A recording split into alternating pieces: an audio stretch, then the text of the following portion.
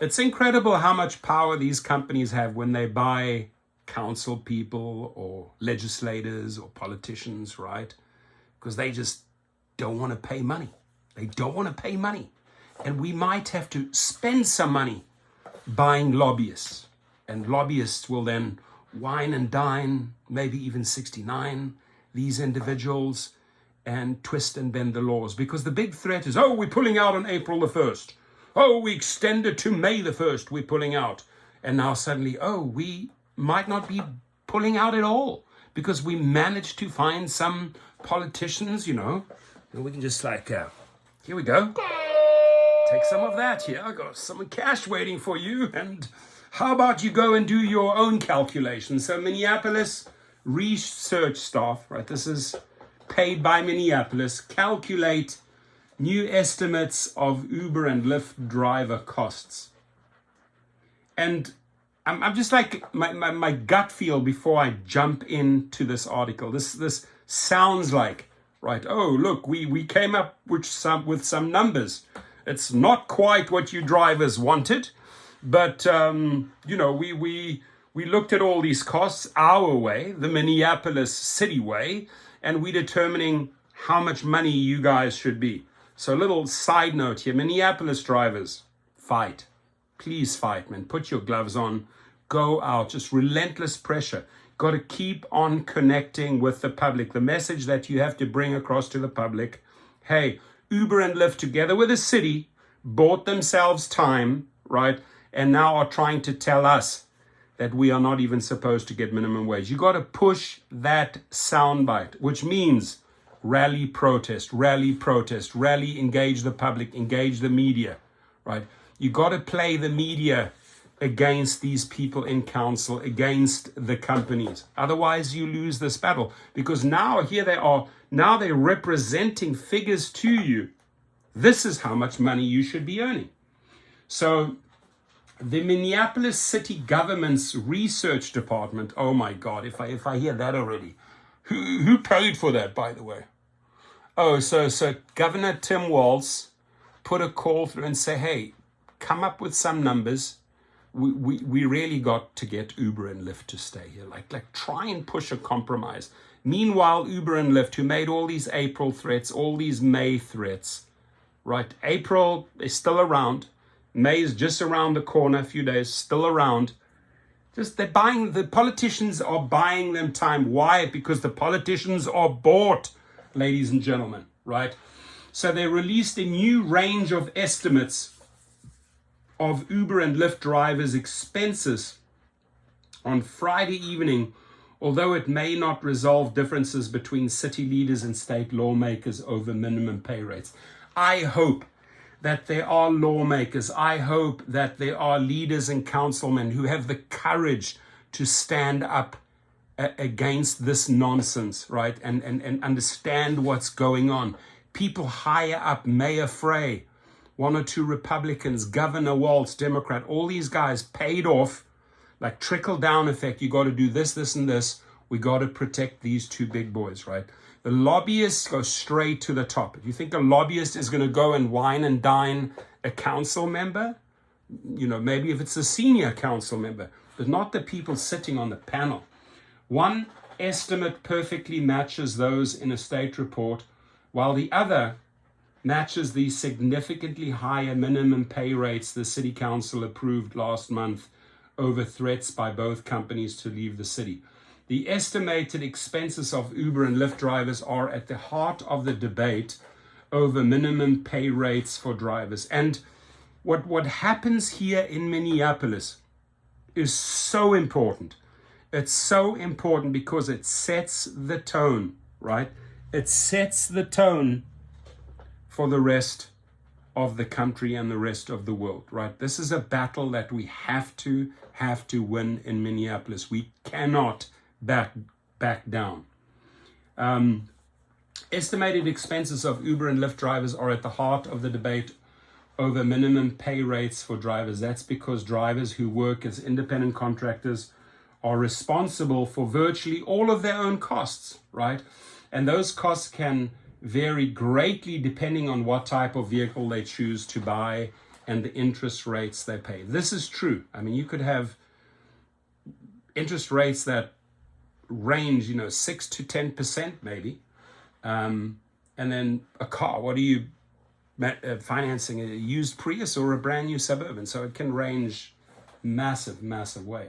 The study commissioned by the State Department of Labor and Industry estimated that typical Twin City drivers would have to be paid at least 89 cents per mile. That is absolute bullshit. That is what they are presenting.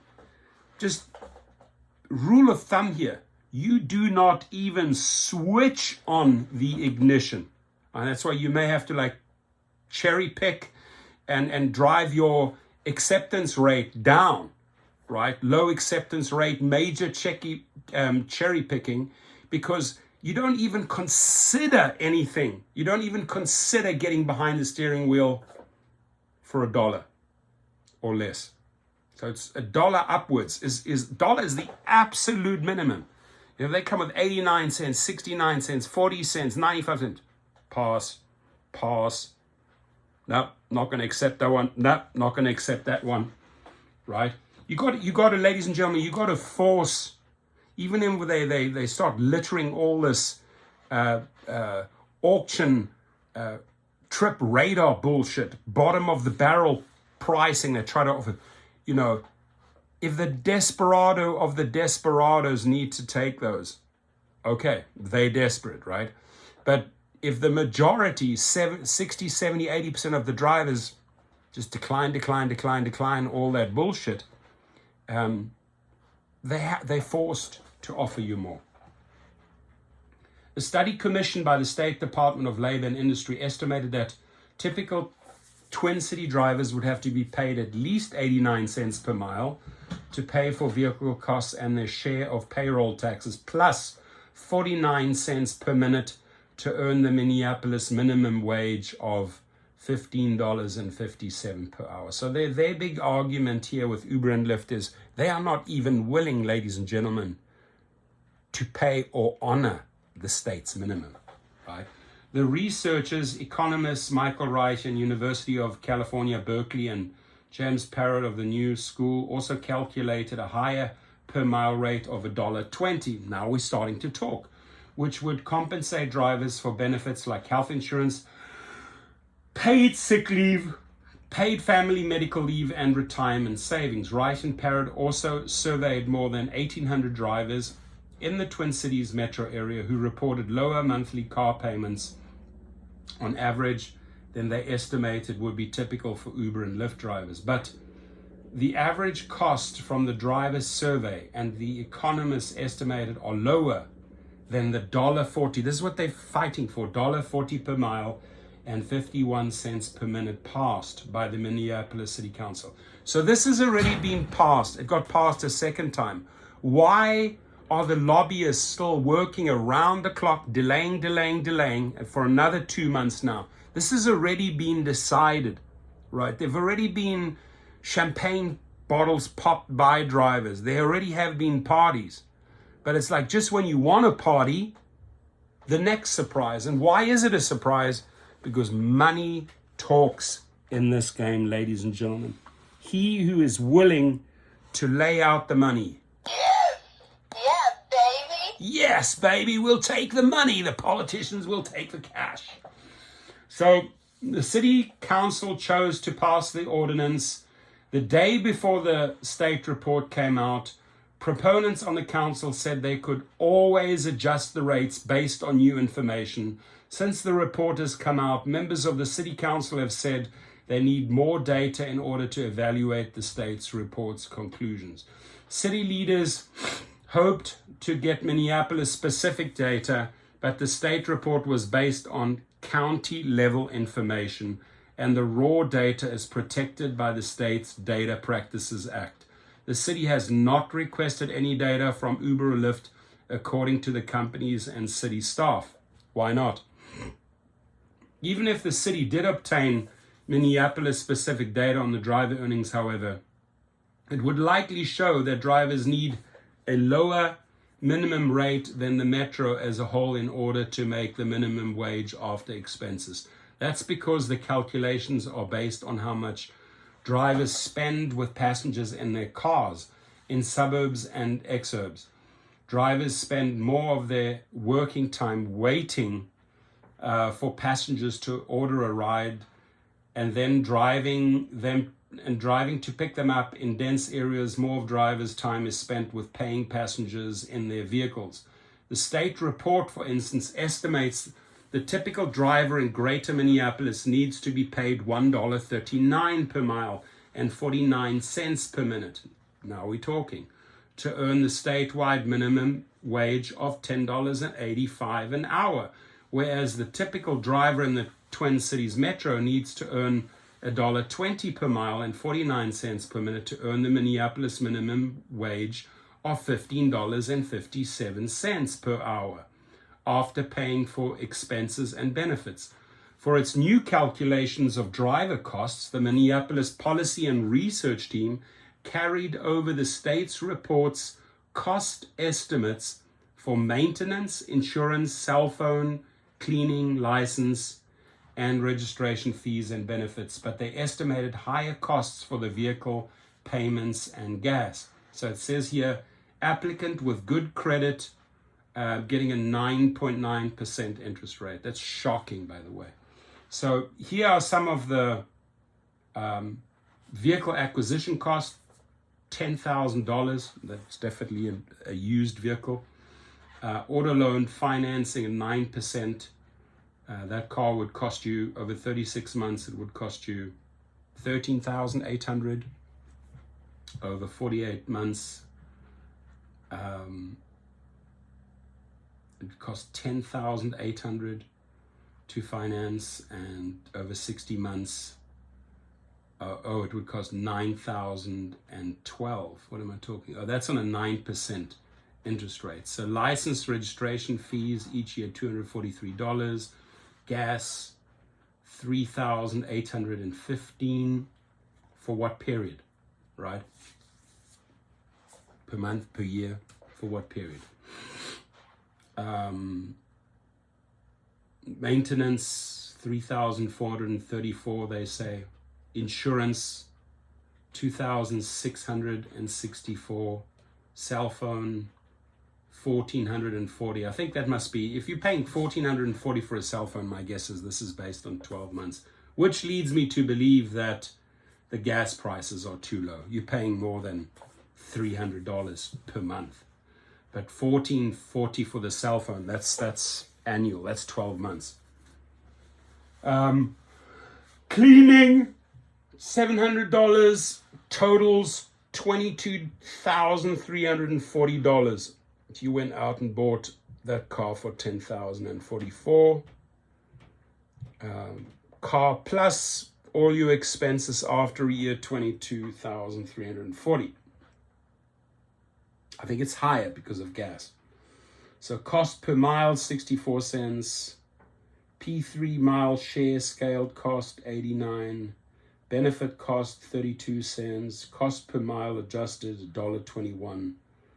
And then they have it based on 36 months, 48 months, and 60 months of financing. So for gas, city staff estimated drivers spend $3.83 per gallon and average 31 miles per gallon. Reich and Parrott estimate drivers spend $3.43 per gallon and average 31.5 miles per gallon. The cost of gas doesn't affect drivers' bottom lines nearly as much as how much they spend each month on a car payment. That is true. The city staff obtained a list of more than 10,000 vehicles used by Uber and Lyft drivers registered at the Minneapolis St. Paul International Airport and estimated the purchase price of vehicles for models 2020 and newer. The Minneapolis staff assumed the vehicles were purchased new at the manufacturer's suggested retail price. The researchers then used a car payment calculator from Carvana to estimate the average monthly payments based on a loan, 36, 48, 60 months, and interest rates 6.85, 9%, and 12.83% based on driver's credit score. So you can see they really F you over if you have poor credit, like 12.83% and higher. I've seen 25%. Like Reich and Parrott, the city staff assume drivers don't have a trade-in value when they purchase the vehicle, so the vehicle's value is calculated as zero when financing period is over. For UberX and Lyft, drivers must have a vehicle that's from 2000 or newer, while for comfort levels, which pay a higher fare, drivers must have vehicles from around 2018 or newer. Uber and Lyft drivers who work full-time on the app are likely to buy newer vehicles beyond what they typically could afford in order to work on the platform. Nearly half, 46% of the vehicles registered to ride-hail drivers at the airport were model 2020 or newer. The city researchers estimate drivers will have average monthly car payments as high as $1,206 if they finance vehicles over 3 years and have poor credit. They would need to earn at least $1.42 per mile, just above the city minimum rates, to cover their costs and benefits, according to staff. Just to cover their costs and the benefits. If drivers finance their cars over 5 years, they will have monthly car payments of $712 to $810 and need to earn $1.18 to $1.23 per mile, in line with the state report, to cover their costs and benefits. The state report estimates that drivers have an average monthly car payment of $837, which is based on a weighed average of more than 8,000 vehicles registered by Uber and Lyft drivers at the airport. They assume that drivers bought used cars, unlike city researchers who assume new cars, and finance them over 3 years with an interest rate of 7.6%. One of more than 1,800 drivers surveyed, of the more than 1,800 drivers surveyed, 90% owned their vehicle, and the median monthly car payment was $549, which is significantly less than the presumptive car payment used by both the city and state reports.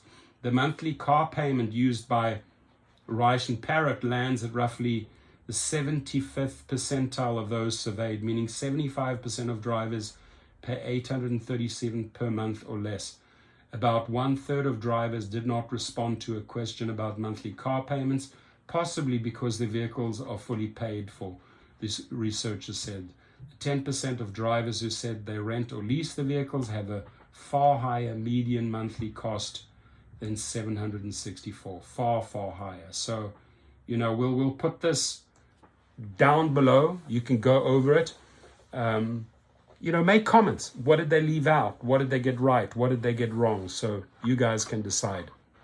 So that's an update again on Minneapolis. And what happens in Minneapolis, the way they decide to pay is going to affect the rest of the country. Thank you. Be safe out there.